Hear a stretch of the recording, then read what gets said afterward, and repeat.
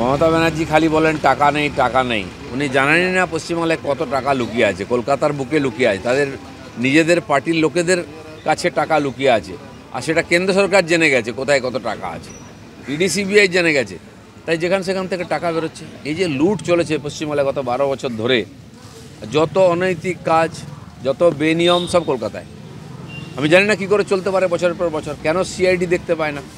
BJP কী করছে, কোথায় CID দেখতে পায়, পুলিশ দেখতে পায়, আর এই ধরনের দুর্নীতি দেখতে পায় না কেন? তো সেই সমস্ত পরিষ্কৃত হচ্ছে, আরও বেরোবে স্বাভাবিক।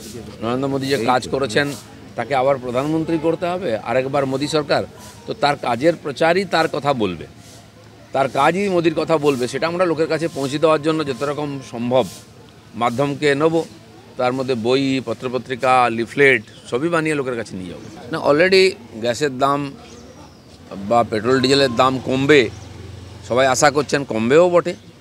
কিন্তু বিশ্ববাজারে যখন যুদ্ধ হয়েছে, দাম বেড়েছে, তখন বেড়েছিল, এখন দাম কমতে আরম্ভ করেছে। সাধারণ মানুষ তার লাভ পাক, সেটা সরকারও চেষ্টা করবে। আর এ সমস্ত সুবিধা একমাত্র নরেন্দ্র মোদী দিতে পারেন, আর কারোর পক্ষে সম্ভব নয়, কারণ সবাইকে পরীক্ষা করা হয়ে গেছে। শুধু সোনিয়া গান্ধী নয়, দেশের সমস্ত প্রমুখ নেতা, ব্যবসায়ী, বিশিষ্ট ব্যক্তি, সেলিব্রিটি সবাইকে রাম মন্দিরের যে নির্মাতা, যে কমিটি, তারা আহ্বান করেছেন, আমন্ত্রণ করেছেন। তো এই যে বিরাট উৎসব চলছে, নতুন ভারতের প্রতিষ্ঠার দিন, সবার আসা উচিত। তাহলে লোক ভাববে যে আমাদের ভারতের সঙ্গে নাই। তো সেই জন্য সবাই আসুন, সেই উৎসবে অংশগ্রহণ করুন। রামচন্দ্র কারো একার নয়, সবার। আর লোকে ভাবছে এটা বোধহয় বিজেপির, এটা বিজেপির নয়। সাধু সন্তরা, বিশিষ্ট ব্যক্তিরা এই আন্দোলনে প্রায় 496 বছর ধরে এই আন্দোলন চলেছে, আর তার ফলে রামের প্রত্যাবর্তন হচ্ছে। সেই উৎসবে সবার অংশগ্রহণ করা উচিত।